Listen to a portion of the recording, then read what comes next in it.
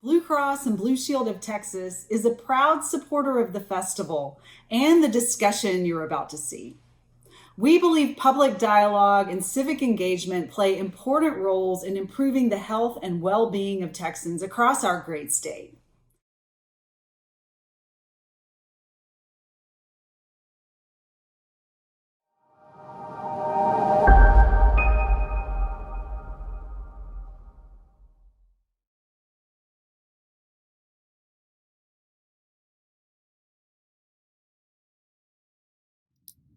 Hi, everyone. Thanks for tuning in. I'm Shannon, a reporter with the Texas Tribune. And on behalf of the Tribune, I'm so excited to welcome you to the 2020 Texas Tribune Festival and to this virtual session called Far Gone.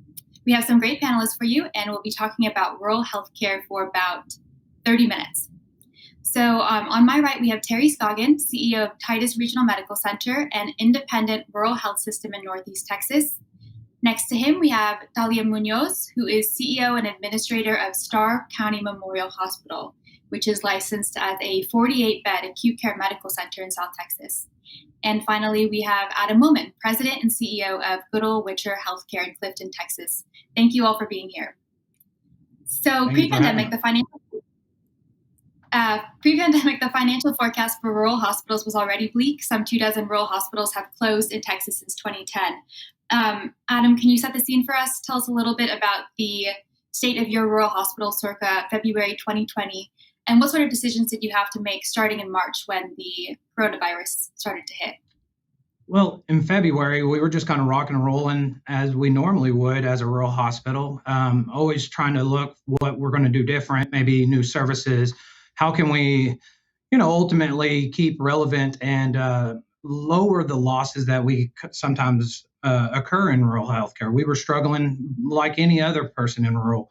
Come March, we went from being fairly busy, having a lot of visitors, guests, patients, to a ghost town. That's the best way of explaining it, because at that point we had all elective surgeries were canceled. Our visitors had to be modified, where we were not allowing visitors both in our nursing home as well as in our hospital.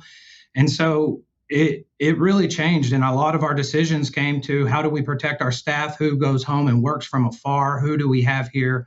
And what policies or changes can we make to, number one, protect our employees and staff? Number two, protect our patients as we were getting ready for any type of surges that may occur. Terry, do you mind just going off of what Adam said? He mentioned that the governor put a halt to elective procedures to free up hospital capacity. So what was it like to be in the position of both preparing for a possible pandemic while simultaneously losing that revenue and that patient volume? Sure. Thank you for the opportunity for us, the three of us, to talk about rural hospitals. All three of us care about the rural health systems in our hospitals in the state of Texas. So this is a great opportunity for us to talk about rural healthcare. Adam was correct. Thin margins in rural hospitals is what we've been living with for years. And up until December, we were going along as well. We were doing fine. We did make some cuts in January in order to stay at profitable for the year. But when March came around and we started losing those elective procedures, it was a major hit. We are the last independent rural hospital in Northeast Texas. The next facility our size is 60 miles in every direction. We support 5 counties, ourselves and the 4 surrounding counties. And we've seen 4 hospital closures in the last 5 years within 40 miles of us. So we've seen the impact to the rural2 dozen plus, almost 27 hospitals have closed down in Texas. But we've seen that impact locally. And when we lost our rural procedures, we were moving along. We started getting all the things in place to fight COVID, all the screening positions, policies, protocols, cut visitors. But when we had that impact of the closing of the elective procedures, it hit. We had to make a decision quickly. And we did make the decision to do a 5% cut in our employees. We had over 800 employees. So we cut 5% of our employees and consolidated. We did that at the end of March, made a decision on April 1st, Thursday night, and we went quickly through it. We also furloughed 5% of our employees for 90 days. And we cut back in all of our areas except the clinical patient tower to prepare to fight not only the pandemic, but rural financial losses as well. We were concerned. It hit hard. Mm-hmm. I want to come back to that because, Adam, I know you had a different approach in terms of staff, but Ms. Muñoz, you lead the only hospital in Starr County, which at the time I think had no intensive care unit. Ultimately, Starr and the RGV were a hotspot for the virus. Were you expecting that? And how did you prepare, starting in the spring? It was quite exciting and very difficult because, again, we are the only community hospital within a 50-mile radius. We don't have intensive care. We still have coronary care beds, but we had to really expand into becoming ICU beds because there was no alternative. The hospitals that were closest to us were, again, more than 50 miles away. They were full to capacity.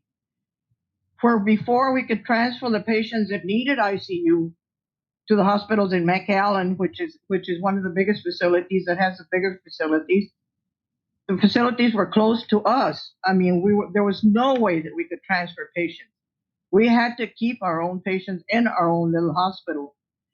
So we went from acute care beds to really, really isolating areas to take care of the COVID patients. We isolated 8 beds first. Then we went to 16 beds. Then we went to 28 beds.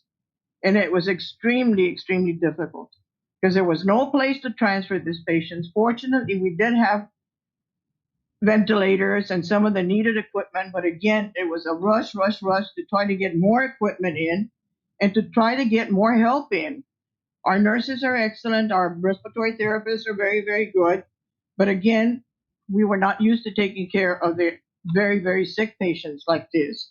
And again, our medical staff is excellent. But again, we only had 2 hospitalists. So taking care of this influx of patients was really, really difficult. But fortunately, we were able to get the help, and the help came pretty soon. I mean, we made phone calls, and we were able to access the help. Our hospital was used to doing a lot of outpatient services. And again, the same thing that happened to the other 2 gentlemen and my co-administrators, our services all stopped. All those services stopped. I mean, as far as GI, we did a lot of GI work. We did a lot of surgery, outpatient surgery. All of those ceased to happen. We couldn't do any of that. But taking care of the sick patients like we had to was very, very, very difficult. But again, we are fortunate that we were able to get the resources and we were able to get the help. But our facility changed completely to the way we were providing services. For people who haven't followed the situation in Starr very closely, do you mind just explaining where the help came from and what it actually takes to set up an ICU bed, to convert a bed to an ICU bed? We were able to get help from the state, from the Department of Defense. We got 2 intensivists that came in, and they were here just until last week, and that started in July. They got here July the 4th. It was 8 ICU nurses, 2 intensivists, which helped tremendously. I mean, it was excellent help. Then we got help from the state, from CBRAC, and we were able to get 2 teams also of 8 nurses, respiratory therapists, lab technicians, and even nurses' aides. So, and that help came fast too. When we made the first phone call, that we started panicking because patients were coming in, our ER was full. Our hospital owns the only 911 ambulance service in the community. There was a couple of days when our ER was so full that we had to keep patients in the ambulances for 5 and 6 hours before we could get them into the hospital. And again, nowhere to move them to and nowhere to take them to. But fortunately, our people are very, very qualified. We've got paramedics. And again, a team of 3 ambulances came in to help us from the state and from FEMA also. So that help was, I mean, life-saving. There was a time when we were transferring patients on helicopters. San Antonio, Dallas, Temple, 2 patients all the way to Oklahoma. Because, I mean, phone calls, trying to get, because our units were full. We didn't have anywhere else to put these patients. Mm-hmm. In lieu of telling my age, I've been around for a while, and I don't mind saying it. And I've been at this hospital since the day it opened in 1975. Never, ever, ever did I expect to see anything like this, or have I ever seen anything like this. It's the worst situation that has ever happened. Let's come back to you, Ms. Muñoz, and I do want to come back to the point that we were talking about earlier about staffing, Adam and Terry, but, Ms. Muñoz was talking about how far they had to transfer their patients away and how they couldn't go to the closer hospitals in McAllen because they were also full. Terry, I think that you had something similar happen where you at first were able to transfer many of your sickest patients, and then later on you found that the normal places you would send them to were also starting to fill up. What kind of considerations did you have to take as a rural hospital CEO that maybe your larger counterparts weren't thinking about in the same way? Adam, Terry. Well, the biggest change we had, this is nothing that you plan for. You do disasters for tornadoes, fires, even hurricanes you talk about, but we never planned in this way for something like this. So we were ready. It's amazing to say it, but our doctors came together, our nurses came together, and I look back 6 months later and see the work that our medical staff has done over the past 6 months, and I'm blown away. What our doctors and nurses administration have done has been amazing. When this happened in March and April, we did all the planning and protocols. We never worked harder, and we never did less work. There was as few patients in March and April, but then May we have a meat processing plant in our community that employs over 2,900 employees. We were one of the last counties in the state of Texas that had a meat processing plant that had a surge happen. So at the end of April and the 1st of May, we had 20 patients that were positive over the first 6 to 8 weeks. So we were twiddling our thumbs and didn't know what we were going to do, and all this work, and then all of a sudden it hit. And over 3 weeks, we had more than 500 patients in that first surge, and it hit hard. And we were able to work through it and learn and get by. And I've never seen it. One time we had 20 patients in our on our floor in our COVID unit. We took a closed unit that we hasn't been functioning since 2013, and I shut it down. We reopened it and made it our COVID floor. So we had our ICU beds and our COVID floor working, and we were moving people 24 hours a day to try and get people in the hospital. At that time, we were pretty much the only surge in the state of Texas. So we were able to transport to Tyler, to other communities, to Dallas. Our first patient, I remember the day he came in, I walked out of a stairwell, so it was close as you can get. I had my mask on, and so did he, but we ended up sending this patient to Dallas because the patient would need ECMO. And we were able to save that patient's life. But within an hour of me seeing him in the front door, he was intubated, and we were trying to fly him out the next day. We went along and got through that month. June was normal. Then in July was the state of Texas. Just like everybody else, it hit again around after July 4th. And we saw another 500 to 600 patients. This time it was different. The acuity, people were sicker. People were dying in the ICU. And it was different. It was people you knew. We lost one employee during this process. We had 2 employees become very sick and had to be intubated and transferred. We lost a former employee who passed away during this process. It's different in rural. And you ask about what's different. The difference is it's personal. We know these people. We knew the people in the ICU. You're getting texts, you're getting calls because they can't come and see their mom or their dad or their sister or their brother, and they're dying. And in July, we couldn't ship away. And the other hospitals in Tyler and Dallas, they tried to help, but they were just as full as we were. In May, we had the only six COVID patients in the ICU in Tyler. We're all from here. In July, we couldn't get a patient out of here, so we had to make shift,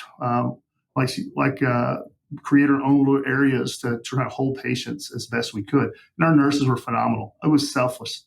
We've been so nimble and resilient during this process. I'm so proud of our nurses and our doctors and our community for what they've done. But we had to do different things this time. Just I would to follow add. up on that. Oh, go ahead, Adam.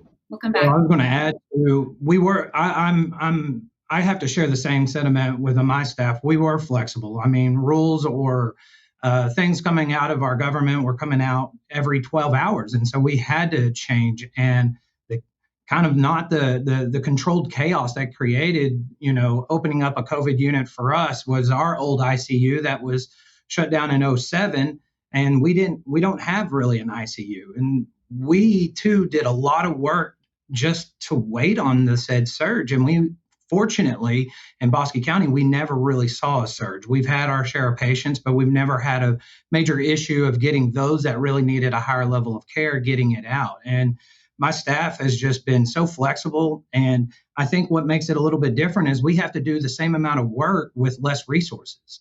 I remember when we were talking about this in February, and we were talking about how N95 masks were necessary. And we go to our local hardware stores and everything here in town to get what N95s we could, because the allocation of them for us were non-existent. We weren't even in an allocation because we just don't buy the quantity that maybe our counterparts in urban areas do. So I feel like we have to do the same amount of work, but we do it with a lot less resources. Well, let's I guess let's stay on that point. I think Terry and Adam, you both have told me that at various points you either struggled to get drug allocations like remdesivir or convalescent plasma. Ms. Muñoz, you actually said that you got a ton of resources from the state pretty quickly, but as a rural hospital, what is it like to get those resources? Is that a problem, or why do you think if it is a problem? I also want to reiterate. Our staff was fabulous. They worked hours. They worked incessantly. Nobody ever complained. Nobody ever questioned, why are we having to do all this? Or this is not my job. Everybody had to do what they had to do. We had to rearrange all our units and our beds and everything else. And it takes people working together. The two hospitalists never complained. Our ER physicians were, working incessantly and tirelessly. I don't know how they did it, but it's people working together. And I think that's what makes our little communities and our areas so different from other places. And again, like my two administrators here, when they were saying, it's family. It's the hospital community is a family, just like the external families. And seeing so many people dying, that to us, that was, it was shocking. It was disastrous. We had 4 people from the same family that died. And one of them had been one of our surgical nurses before. So, it was really, really bad. But again, it's people working together. As far as the medication, we did have a bit of a trouble getting it, but we were able to get it, and now we have enough supply of that. I just want to say thank you to everybody who's helped us over the last 6 months get us to this point. In the very beginning, it was difficult, and we had to write letters, make phone calls. We called Washington, we called the state to try and get allocations. Remdesivir was very difficult to get, and allocations, but we called as many people as we could, and we told our story to everybody we could to make sure people knew. Now we're at a point where we're getting that allocation. I don't know how many rural hospitals are getting it, but we're getting it the opportunity on a consistent basis, and it's saving lives. I know for a fact lives have been saved since we were able to offer that medicine.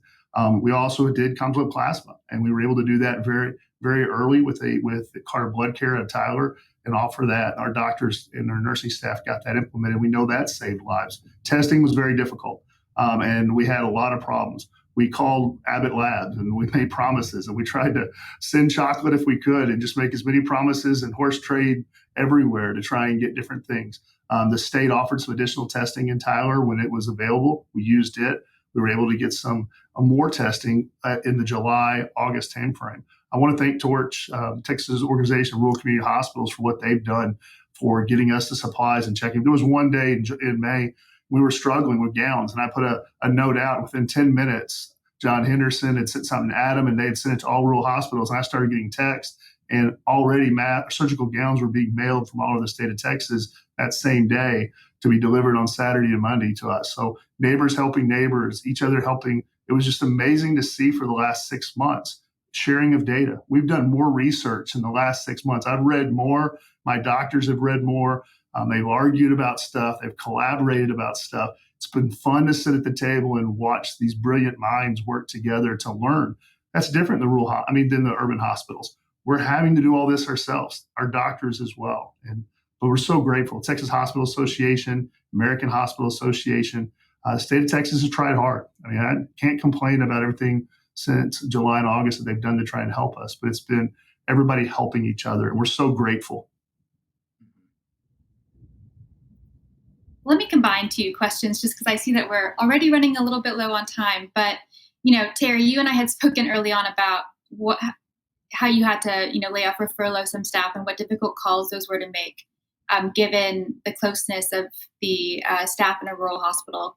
Adam, I know that you ended up not wanting to furlough or lay off staff and actually hired the children of some of your employees. Do you mind just, kind of tackling two things at once? Tell me what that decision-making process was like, and how all of this has affected your staff on, more of a personal, emotional level to be in this kind of stressful environment for a sustained period of time.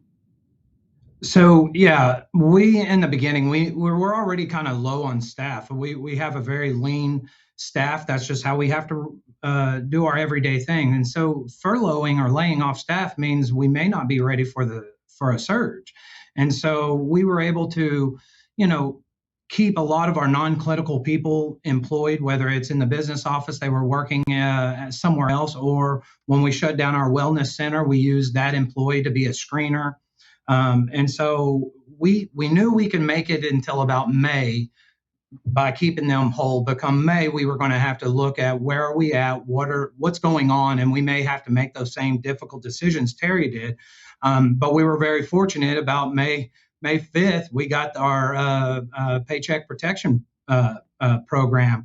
And so we were able to really keep a lot of people here.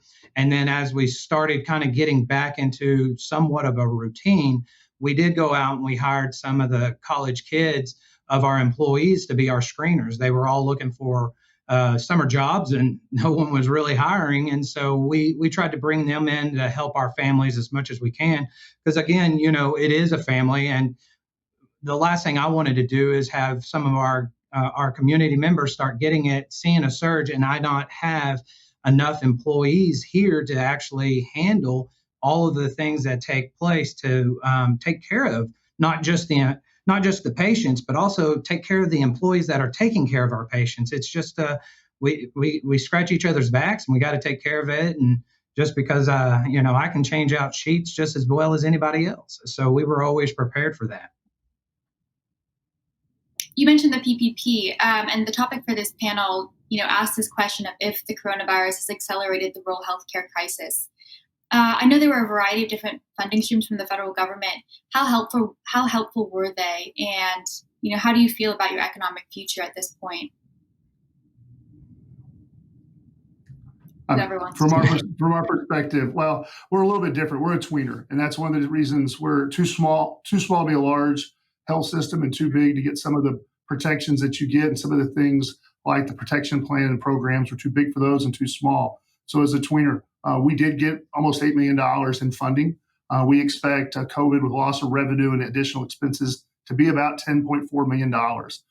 With the reduction expenses and us getting as lean as possible for the last 6 months, we made no cuts to the patient tower. We had to be ready for COVID like Adam. We staffed up our ICU, our ER, our patient tower. We cut all the outpatient stuff and different things and marketing and different things that we could do. So we expect we're going to lose between $300,000 and $400,000 when this is all said and done from COVID. Ms. Muñoz, do you want to talk about? Sorry, Adam, you go ahead first. Well, I can go ahead and say that, again, the help that we got, the financial help that we got, will help us with all the lost revenue. I mean, the outpatient revenue went down to practically nothing because we were not providing any of those services. And again, we kept all our personnel and needed more, but we didn't furlough anybody. We kept them on and paid a lot of overtime at that, even because we were having to do so much more. So we didn't furlough anybody. We kept everybody. We kept everybody with the same benefits. And we did have to buy a lot of supplies at the beginning because we didn't have them then. And it was difficult to find some of those supplies. But we were fortunate, and we were able to cope with the situation. I would agree with both of them. For us, the CARES Act money and the PPP loan could not have come at a better time. It makes you feel okay, but it does not give you a good feeling for the future financial outcomes of this.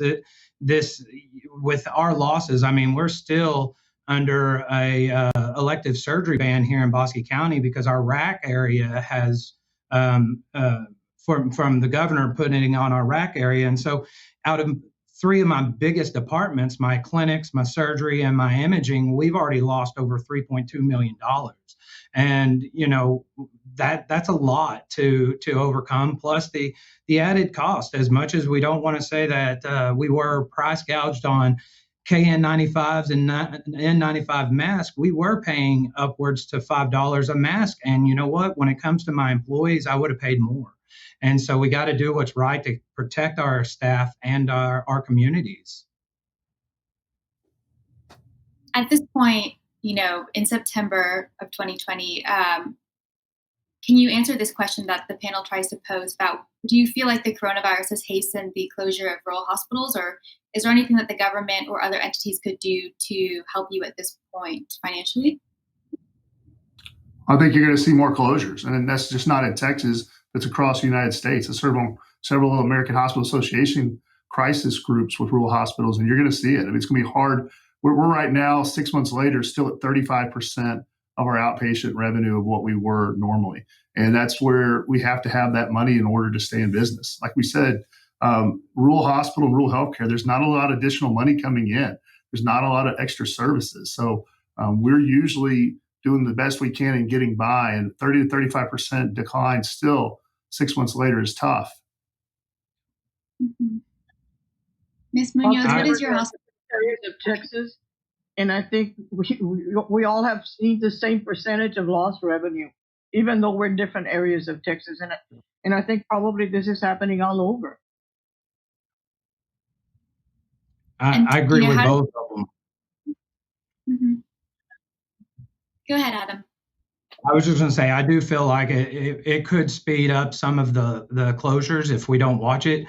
I do feel that our elected officials are working towards some items to help us, changing the rules for telemedicine to allow a lot of us, our rural health clinics, to be a sponsoring site for telehealth can help. But, I don't think there's just one aspect that's going to help or save us, because it's really, the way rural healthcare is looked at, it's more of death by 1,000 cuts, not that one or two. And so we do have quite a bit that we're going to need to really work on it if we're going to kind of change the projection of where our rural hospitals won't be closing.